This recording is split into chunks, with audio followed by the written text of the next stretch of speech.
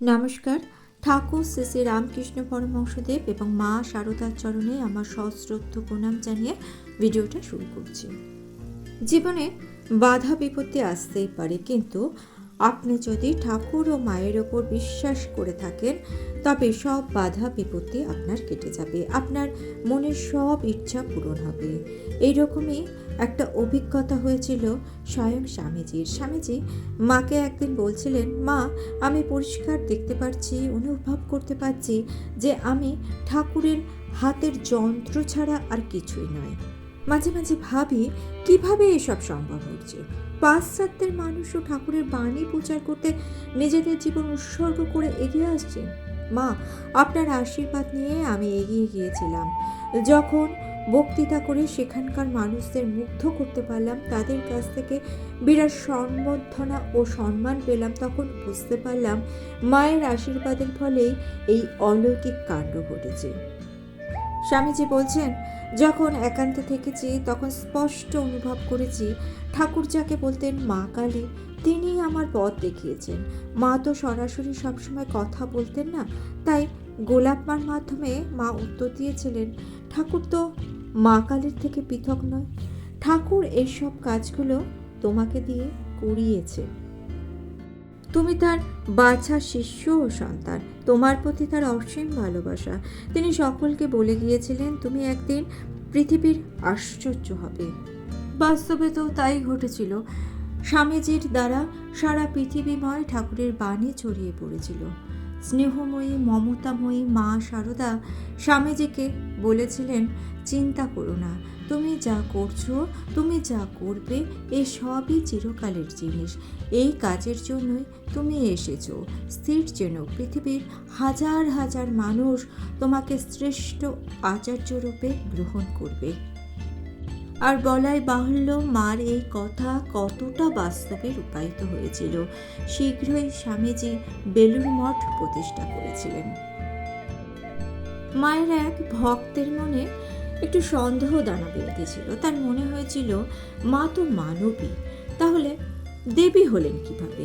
তাই তিনি মহারাজকে প্রশ্ন করেছিলেন, ঠাকুর যে অবতার তা নয়, তার দিব্য ভাব দেখে বিশ্বাস করতে পারি, কিন্তু মা যে সাক্ষাৎ ভগবতী তা তো মনে আনতে পারি না। মহারাজ সেই ভক্তকে উত্তর দিয়েছিলেন, ঠাকুরকে যদি ভগবান বলে বিশ্বাস করতেই পারো, তাহলে এই সন্দেহ তোমার মনে আসে কেন? ভক্ত বলছেন, আমার এই সন্দেহ যে কিছুতেই মন থেকে দূর হচ্ছে না। তখন মহারাজ বলেছিলেন, তাহলে কি ঠাকুর অবতার বলে তোমার ঠিক বিশ্বাস হয়নি? ভক্ত বললেন, না মহারাজ, ঠাকুরের প্রতি সে বিশ্বাস আমার আছে। তখন মহারাজ দৃঢ়ভাবে বলেছিলেন, তাহলে তোমার কি বিশ্বাস যে ভগবান একটি ঘুটে কুড়ুনের মেয়েকে বিয়ে করেছিলেন? মহারাজ তখন সেই ভক্তকে বললেন, মা শারদা এবং ঠাকুর হচ্ছেন অগ্নি ও তার দাহিকা শক্তি। অগ্নি আর দাহিকা শক্তি যেরকম অভেদ, তেমনি ঠাকুর ও মা অভেদ। সর্ববিদ্যার অধিষ্ঠাত্রী দেবী মা সরস্বতী শারদা দেবী রূপে পৃথিবীতে অবতীর্ণ হয়েছিলেন। মায়ের নির্দেশ বা ইচ্ছা দৈব নির্দেশ, মানুষের মন গড়া আইন সেখানে প্রযোজ্য হয় না। সবসময় মনে রাখবে, মায়ের ইচ্ছেই হলো ঠাকুরের বিধান। মা শারদা সবসময় বলতেন, বিশ্বাসের থেকে বড় আর কিছু নেই। ঈশ্বরের প্রতি নিখাদ বিশ্বাসী জীবনের সমস্ত সমস্যার সমাধান এনে দেয়। যখন জীবনে চরম কষ্ট আসে, সেই কষ্টের মধ্যে দাঁড়িয়েই আমাদের বিশ্বাস রাখতে হবে যে মা আমাদের দেখছেন, আমাদের পাশে আছেন। মা শারদার করুণাময়ী মন্ত্র আমাদের শেখায় কিভাবে অন্তরের গভীর বিশ্বাস দিয়ে সব বাধা অতিক্রম করতে হয়।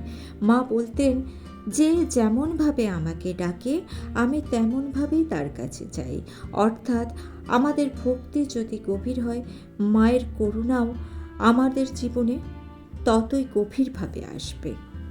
যত কষ্টই হোক, ভক্তি আর বিশ্বাস নিয়ে থাকলে মা তার ভক্তদের জীবন থেকে দুঃখ কষ্ট দূর করে দেন। মা বলছেন, ঈশ্বরের প্রতি সম্পূর্ণ ভক্তি রেখে নিয়মিত সাধনা ও মন্ত্র জপ করলে আমরা জীবনের যে কোনো কষ্টের মোকাবিলা করতে পারি।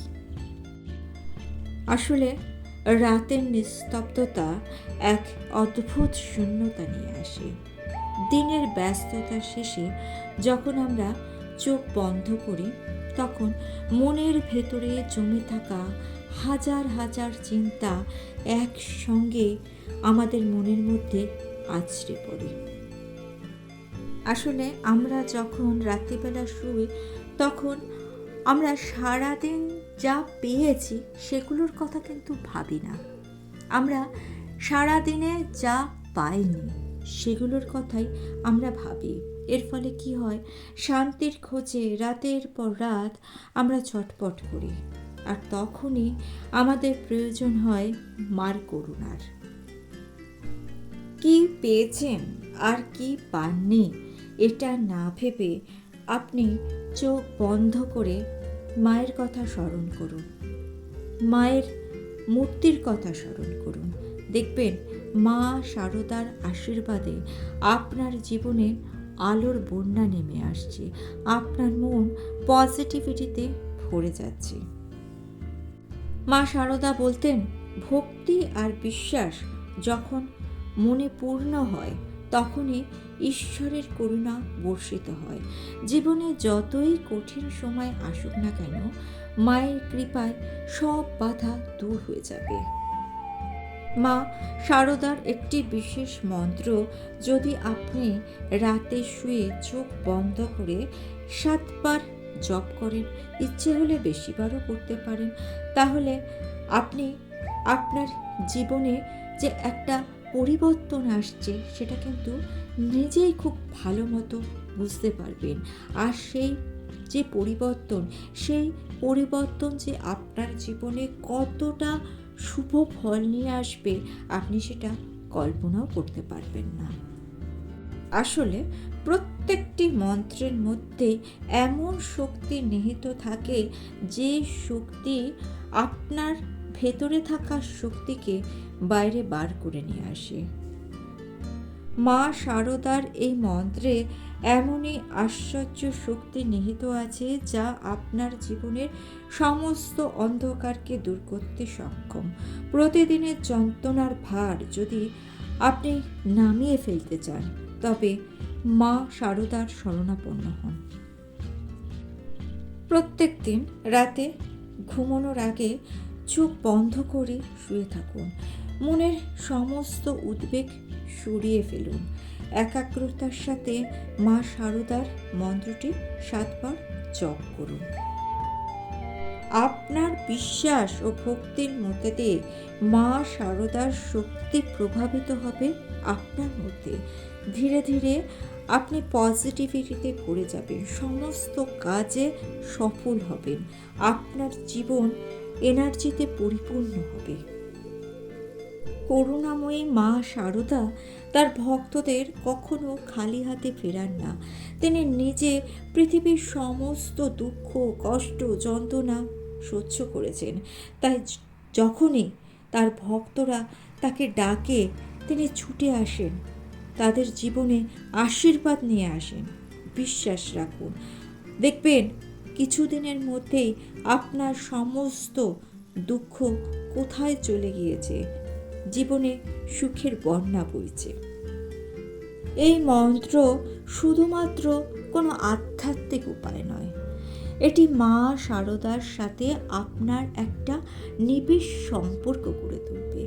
আপনার বিশ্বাস, ভক্তি আর নিরন্তর জপই মা শারদাকে আপনার জীবনে নিয়ে আসবে। মা স্বয়ং আদ্যাশক্তি মহামায়া। তিনি যদি আপনার সঙ্গে থাকেন তাহলে আপনার ভয় কিসের? তার করুণায় আপনি পাবেন জীবনের সমস্ত বাধা থেকে মুক্তি। বিশ্বাসের মধুর মন্ত্রে জীবনের প্রতিটি অন্ধকার ঘরে আলো জ্বালানো সম্ভব হবে। আপনাকে জীবনের পথে আলোর দিশা দেখাবে। সহজ ও গভীর প্রার্থনা আপনার জীবনে নিয়ে আসবে গভীর পরিবর্তন, আর আপনি হবেন মা শারদার কৃপাধন্য। কামারপুকুর থেকে কিছুটা দূরে মলয়পুর নামে একটি গ্রাম আছে। সেখানে এক দরিদ্র গৃহবধূ অনেক দুঃখী কষ্টে দিন যাপন করছিলেন। দুঃখ কষ্ট এতটাই তীব্র হয়েছিল যে তিনি তার একমাত্র সন্তানের মুখে খাবারটুকু তুলে দিতে পারছিলেন না। তো গ্রামের একজন বয়স্ক মহিলার কাছ থেকে তিনি মা শারদার একটি মন্ত্র পান এবং সেই মন্ত্র তিনি প্রত্যেক দিন রাত্রিবেলা জপ করতে থাকেন। কিছুদিনের মধ্যেই অদ্ভুতভাবে একজন তৃতীয় ব্যক্তির উপস্থিতিতে তার স্বামীর একটি চাকরি হলো। সে নিজেই অবাক হয়ে গিয়েছিল যে এত তাড়াতাড়ি কিভাবে এটা সম্ভব হলো। আসলে ভগবান তো নিজে আমাদের সামনে আসেন না, তিনি তার দূত পাঠিয়ে দেন।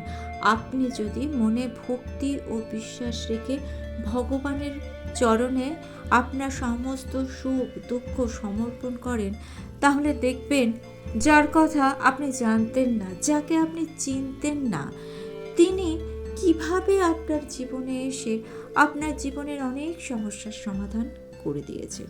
এই ঘটনা কিন্তু সকলের জীবনেও কোনো না কোনোভাবে একটু আধটু ঘটেই থাকে। রাত্রিবেলা আপনি যখন শোবেন, মনটাকে স্থির করে নিয়ে সমস্ত নেগেটিভিটি মন থেকে দূর করে নিয়ে গভীর প্রার্থনার সাথে মাকে বলবেন, মা তুমি যদি আমাকে কৃপা না করো আমি কোথায় যাব? সঙ্গে মাকে এই মন্ত্রটি বলুন ওম মা শারদাই নমঃ। এই মন্ত্রটি 7 বার জপ করুন, ইচ্ছে হলে আরও অনেকবার জপ করুন। আর যদি মন্ত্রটি আপনার মনে নাও থাকে তাহলে শুধু মাতৃনামে জপ করুন। আপনি যে নামে জপ করুন, বিশ্বাস আপনাকে থাকতে হবে। ঠাকুর রামায়ণের একটি উদাহরণ দিয়ে বুঝিয়েছেন যে বিশ্বাসের দৌড় কত দূর।